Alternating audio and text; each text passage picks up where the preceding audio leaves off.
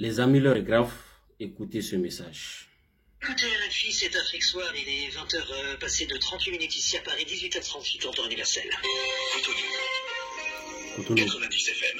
C'est une info, RFI, le Bénin a décidé de bloquer l'embarquement du pétrole nigérien à partir de la plateforme de Séné-Podji au Bénin. Le pipeline de près de 2000 km transporte le pétrole nigérien depuis Agadem jusqu'au Bénin, mais les relations sont tendues entre les deux pays depuis le coup d'état du général Tiani et plus tendues encore depuis que Niamey a maintenu ses frontières fermées malgré l'ouverture effective du côté de Cotonou. Jean-Luc Capelin.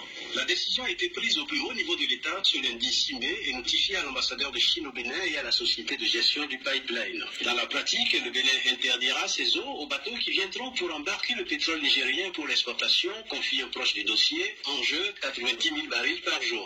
Patrice Talon, après avoir été intransigeant avec les putschistes du 26 juillet 2023, puis favorable à une éventuelle intervention militaire pour rétablir la démocratie nigérienne, avait fini par assouplir sa position. Il avait déclaré qu'il voulait normaliser ses relations avec le Niger. Lorsque la CEDEAO décide de la levée des sanctions économiques en décembre, Patrice Talon ordonne l'ouverture des frontières, mais à ce jour, elle reste encore fermée côté nigérien. Le Bénin ne comprend pas. Fin avril, les premières gouttes de pétrole avaient jailli sur la plateforme à Séné-Podji au Bénin. On attendait une inauguration officielle qui n'a jamais eu lieu. Ceci explique peut-être cela. Jean-Luc Capelin, Cotonou, RFI. Et voilà, vous avez entendu de vous-même, le Bénin décide de bloquer la sortie du pétrole nigérien. Rappelons que le pétrole suit un pipeline de Agadem jusqu'au Bénin, jusqu'au sud du Bénin, une distance de 2000 km, un investissement colossal de la part des Chinois pour exporter ce pétrole brut. Et le Bénin a décidé de bloquer parce que le Niger a décidé de maintenir la fermeture des frontières malgré la levée des sanctions de la CEDEAO. Qu'est-ce qu'on en pense? Moi, je vais faire une analyse sur plusieurs points par rapport à ça. Le pétrole est un enjeu énorme.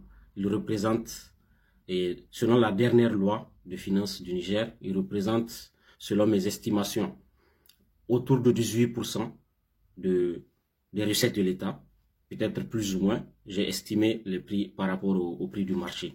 Et premier point, ce que j'ai remarqué, c'est l'absence des médias africains. Donc, c'est toujours RFI qui donne ce genre d'informations. C'est des choses qui devraient évoluer et on est en train de rentrer dans un nouveau monde. Je pense que ceux qui sont dans les médias africains doivent fournir beaucoup plus d'efforts pour avoir ce genre d'informations et les diffuser en premier. Ça, c'est très important.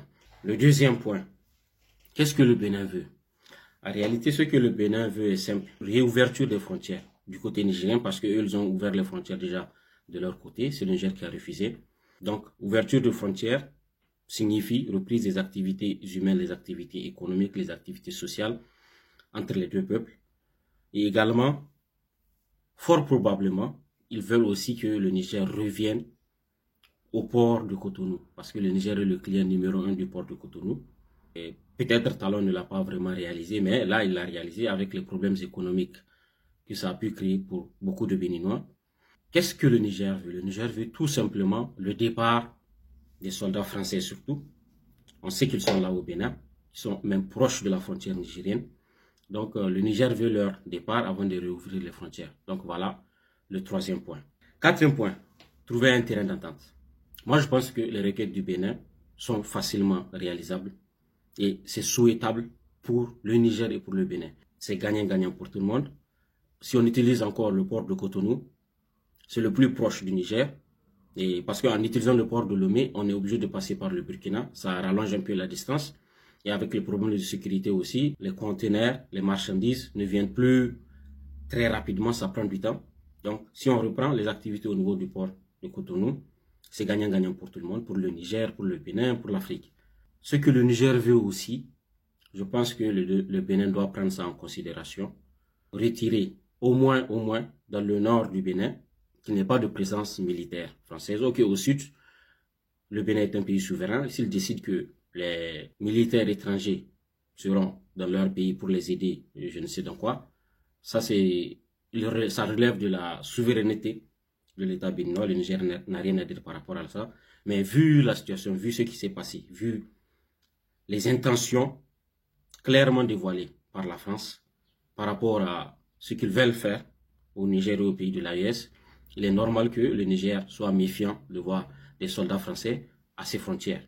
Donc c'est tout à fait normal et raisonnable. Donc minimum que les Béninois puissent, au moins, s'ils ne veulent pas chasser les soldats français là-bas, au moins qu'ils les ramènent vers le sud. Ça c'est le minimum.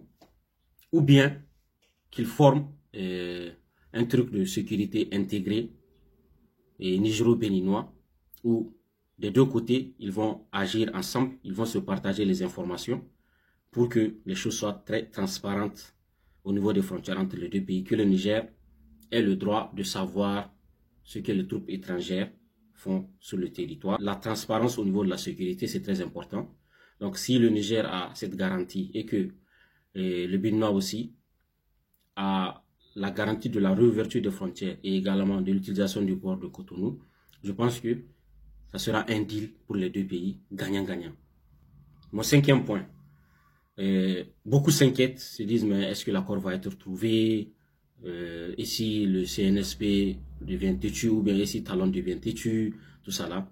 Non, moi je crois que si vous voyez le pays qui va mener cette négociation, donc tout le monde devrait être calme par rapport à ça, ça va le faire.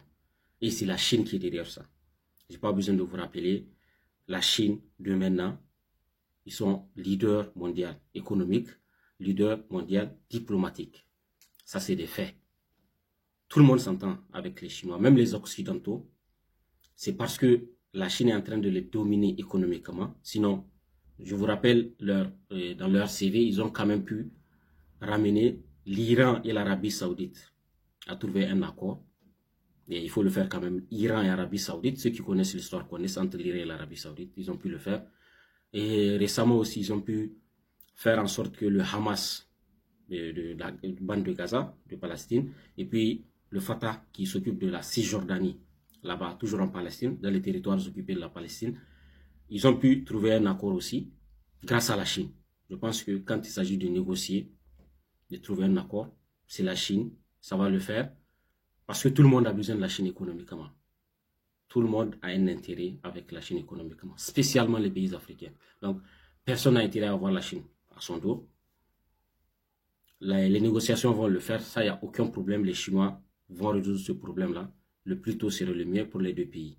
Le sixième point, le Bénin a besoin d'un nouveau leadership qui va le conduire dans un monde, et dans le nouveau monde, le monde actuel, qui est un monde de multipolarisation, qui n'est plus l'ancien monde dominé par l'Occident. Le nouveau monde sera un monde où les pays comme les nôtres auront le choix de s'allier et de choisir ce qui nous avantage le plus. Ça ne sera plus le monde d'il y a quelques décennies où on n'a pas le choix, on nous impose des choses, on n'a pas vraiment choisi, on nous impose des politiques économiques, on nous impose des programmes d'ajustement structurel, et on nous impose une certaine monnaie.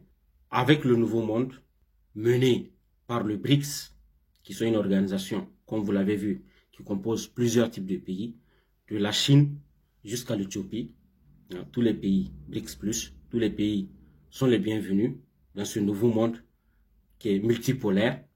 Donc, je pense que le Bénin a besoin d'un renouveau, d'un nouveau leadership qui voit le monde en train d'évoluer et qui va prendre le train pendant qu'il est encore temps, au lieu de rester dans l'ancien monde qui est en train de s'effondrer. J'espère que le frère Kémy Séba va s'engager parce que il a laissé planer le doute. Il est possible qu'il s'engage et qu'il puisse déposer sa candidature pour les élections de 2026 au Bénin. S'il le fait, ça serait bien, et s'il gagne, merveilleux. Ça serait déjà un pays garanti pour l'AES. Il l'a très bien dit. S'il gagne, le Bénin sera le 4e pays de l'AES, c'est sûr et certain. Donc pour lui, il n'y a pas de problème. On espère voir quand même du changement au niveau du pays frère béninois pour que l'Afrique puisse entrer dans le nouveau monde. Et enfin, le point numéro 7, je pense que ça prouve au Niger que le pétrole là, il serait peut-être mieux de créer une centrale et une raffinerie, pardon, sur place au Niger pour sortir le pétrole raffiné directement. On peut sortir l'essence, le gazole, le caoutchouc qui reste, le gaz. Donc tout ça, si c'est raffiné sur place, non seulement ça va apporter plus de valeur ajoutée et ça va créer plus d'emplois. Donc ça, c'est le point numéro 7. Pourquoi ne pas profiter de cette occasion, reprendre l'exportation, bien sûr, négocier avec le Bénin, reprendre l'exportation, mais en même temps, se projeter et créer une centrale, pas une centrale, pourquoi je dis une centrale, créer une raffinerie sur place, comme on l'a fait avec le premier gisement de pétrole qui a commencé à être exploité avec la Soras. Donc, faire une autre centrale plus grande, gigantesque, pour exporter directement le pétrole, pour exporter directement les produits raffinés du pétrole dans les pays voisins aussi. Voilà, donc je pense que ça aussi c'est un point très important qu'il faut retenir. Voilà donc les 7 points qu'il faut retenir par rapport à ça. Donc on suivra la situation là de très près. C'est une situation politico-économique. Tout va bien se passer. Moi je n'ai aucun doute par rapport à ça.